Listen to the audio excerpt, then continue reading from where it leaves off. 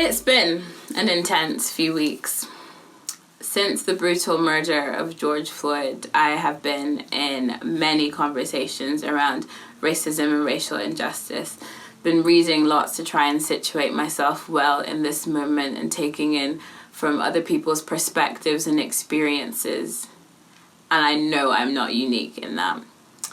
And as I've sat in this moment and sought to ask God, like, what should my contribution be? What do you want from me in this moment? As I've posed that question up to him, I've pondered two moments in the life of Moses.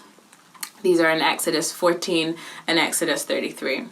So Exodus 14, what's happening is that the people of Israel are about to witness the epic parting of the Red Sea. But they turn and they see Pharaoh and his hordes hot on their heels. And they turn to Moses like, what are you doing? Did you bring us here for us to die? They're very stressed. And Moses says, don't worry, it's cool. God's got us. We're going to be fine.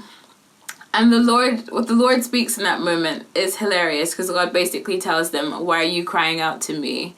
Keep going, move forward into what I've called you into. And I felt some of that for this moment. This is a moment where we have to move forward. And what propels us in moving forward is that we know that God made all people in his image and likeness. We know that he is a God who is passionate about justice, taking the cost of justice upon himself in the cross. And we see in the life, death, resurrection, and promised return of Jesus, hope for what is to come and a vision of a renewed humanity. So we all know we need to move forward from this point. But how we move forward is a different question. And so we move on to Exodus 33. So Exodus 33 starts off and it kind of looks like the same type of situation. So Exodus 33 verse 1, the Lord said to Moses, get going, you and the people you brought up from the land of Egypt.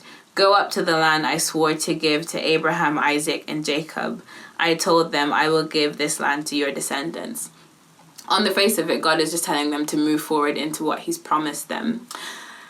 But if you keep reading, you see that this is actually a moment of judgment, because God is telling the people that they've sought to move in the direction of the promise without him. They've actually turned their backs on him in the course of the journey. And so he says, go on ahead, I'm not going with you. It's a moment where the judgment of God falls on his people for being rebellious. And Moses' response to this is worth looking up. So Moses speaks in Exodus 33 verse 15. He says, if you don't personally go with us, don't make us leave this place. How will anyone know that you look favorably on me and on your people if you don't go with us? For your presence among us sets your people and me apart from all other people on the earth. Now, what Moses is not saying here, what he is saying here is not that they can't get into the promised land without the presence of God. They most definitely can. It's a place they can move towards the place without him. But it is impossible for the people of Israel to be the people of God without the presence of God. So they say, we've gone this far, but we're not going to go any further if you're not with us. And what Moses twigs in this moment is that the point of the promise is not the place.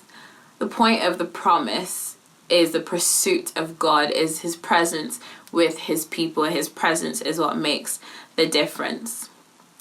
And I felt something similarly for this moment, that God is inviting us into racial equality that we've never seen before, into the redressing of wrongs that have plagued our lives and societies and our churches for generations.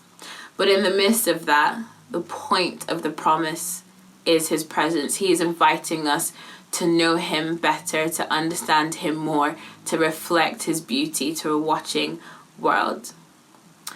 And like with the people of Israel in Exodus 33, what distinguishes the people of God now is his presence with them. His presence is what unites us, and his presence is what sets us apart. So may these many conversations continue. May they blossom from conversations to action. But would we never forget in the midst of it that his presence is the promise, that what God is inviting us into in this moment centers on his very self. Would his presence be our priority, even now?